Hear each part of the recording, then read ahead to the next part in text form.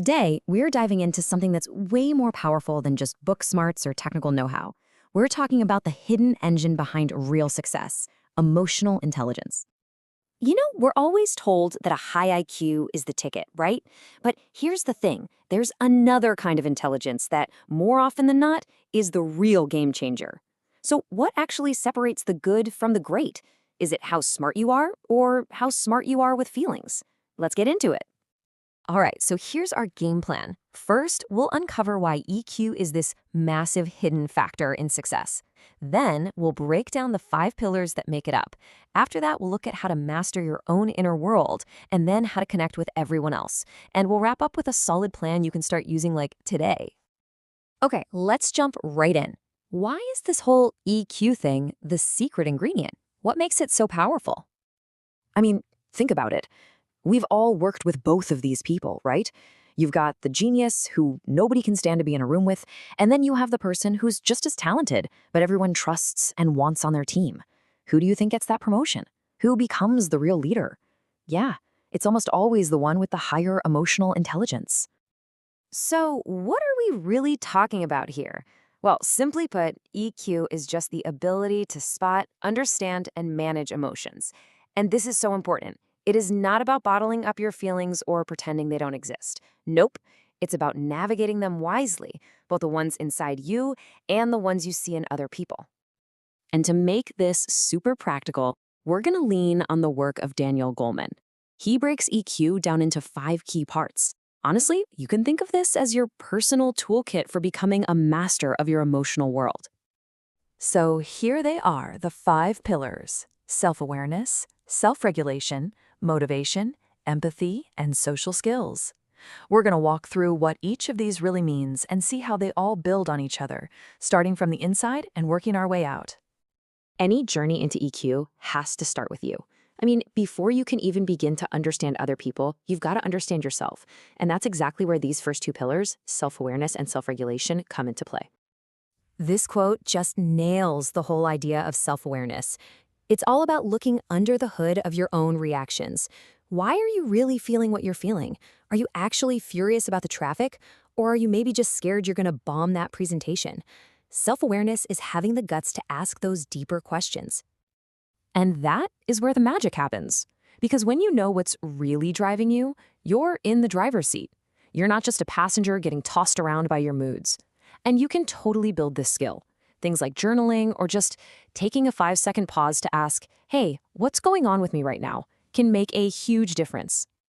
So, once you're aware of the feeling, the next step is regulating it. This is all about that tiny space between a feeling and your reaction to it. Just imagine a team leader gets some really bad news in a meeting. The knee-jerk reaction? To lash out, right? But the leader with self-regulation, they take a breath, they respond calmly, and that one choice changes the entire feeling in the room. That's what it looks like in the real world. Now, that ability to choose your response is what fuels the 3rd pillar, motivation. It's not just about being cheerful, it's about using that self-control to stay focused and push through challenges. So once you start to get a handle on that inner world, your awareness, your regulation, your own drive, then you can turn your focus outward. And this is where empathy and social skills become your superpowers. Seriously, think about that for a second. A boss just tells you what to do.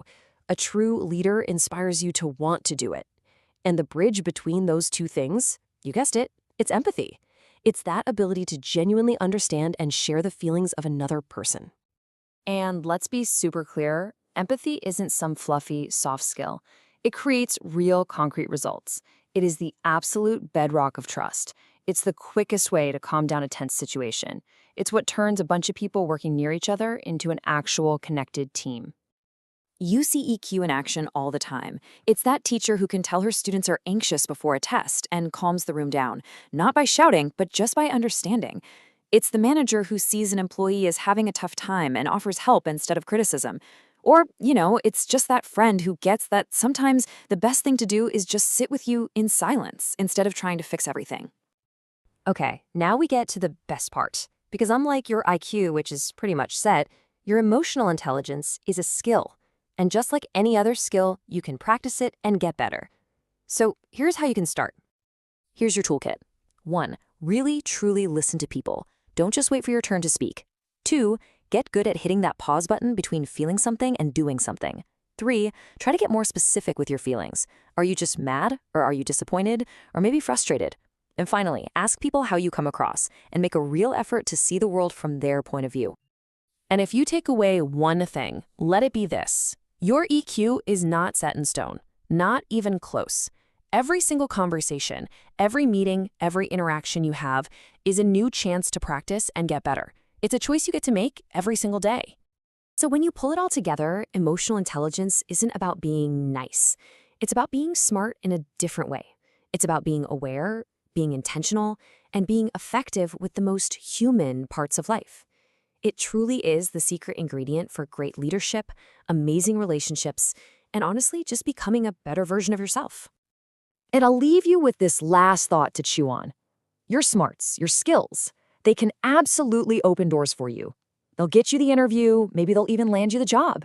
But what keeps that door open for you? What helps you build a career and a life inside that room? That is the power of emotional intelligence.